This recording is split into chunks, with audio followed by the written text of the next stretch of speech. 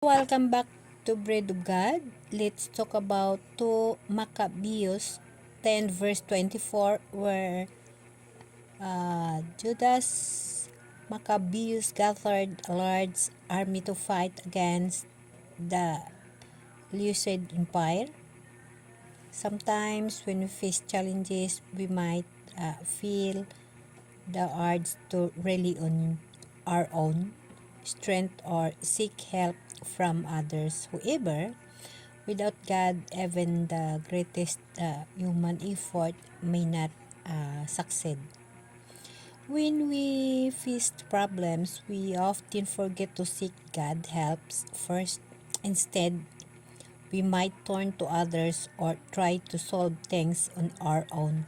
But when we prioritize seeking God's guidance and help, He can provide us with the solutions we need.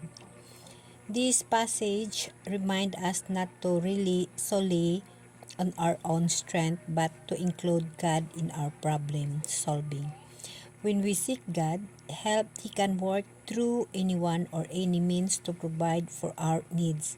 Let's prioritize seeking God's guidance and help in our lives and trust that He will work things out for us. Let's not forget to seek God's help first. When facing challenges, He can provide solution and work through anyone to meet our needs. Prioritize seeking God's guidance and trust in His plan. When facing problems, the difference between a person who relies on God and one who relies on their own strength is evident. A person who relies on God will turn to Him in prayer, seeking guidance and help. They understand that God is always with them, waiting to be called upon. In contrast, the person who relies solely on their own strength may try to solve problems on their own, forgetting that God is always available to help. They may experience stress and struggle, whereas a person who seeks God's help can find peace and solutions. Let's remember to prioritize God's in our lives, especially when facing challenges. By seeking His guidance and help, we can navigate life problems with confidence and faith. When facing problems, let's prioritize seeking God's guidance and help. He is always with us, waiting to be called upon. By trusting in Him, we can find peace and solution to life challenges.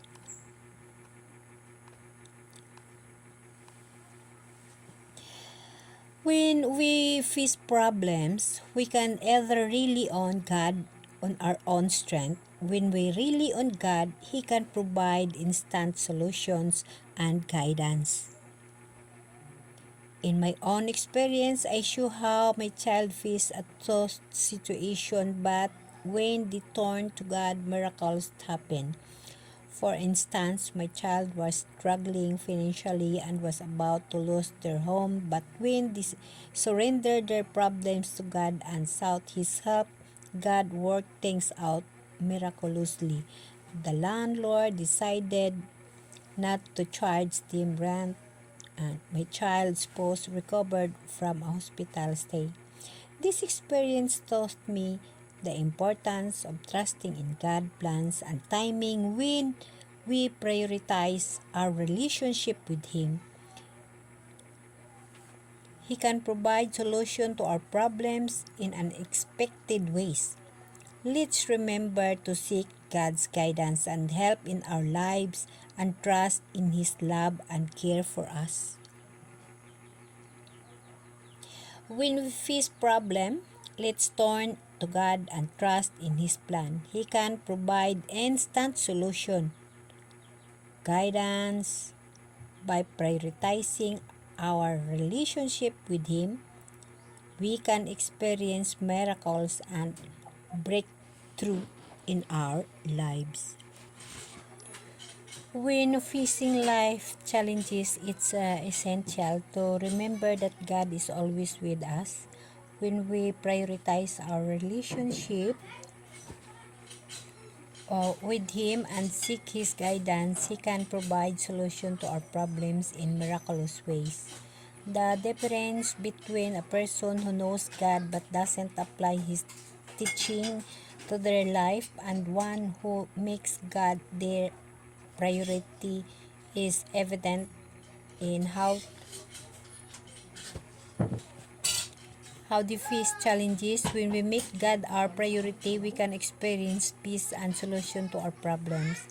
Having a strong faith in God and trusting in His plan is crucial in navigating life challenges. By seeking His guidance and help, we can overcome obstacles and find peace in His presence. Let's remember to prioritize our relationship with God and trust in His love and care for us. When facing challenges, let's prioritize our relationship with God and trust in His plan. By seeking His guidance and help, we can experience peace and solution to our problems. Let's make God our priority and trust in His love and care for us. Amen. When we face problem and seek help from others, whether it's family, friends, or neighbors, and they can't provide assistance, let's not get angry or disappointed. Instead, let's trust that God has someone else in mind to help us. If we prioritize our relationship with God and seek His guidance, we'll understand that the people who can't help us at that moment aren't the ones that God has appointed to assist us. There are people God has prepared to help us at the right time and in the right way. Let's remember to trust in God's plan and timing and not get discouraged when others can't help us. Instead, let's focus on our relationship with God and trust that He will provide for our needs through the people He has appointed. When seeking help from others, let's trust in God's plans and timing. If they're unable to assist us, let's not get angry or disappointed. Instead, let's trust that God has someone else in mind to help us at the right time. So, brothers and sisters, always remember God is very lovable, amazing, and very helpful. We trust with all of our heart. Amen. Amen.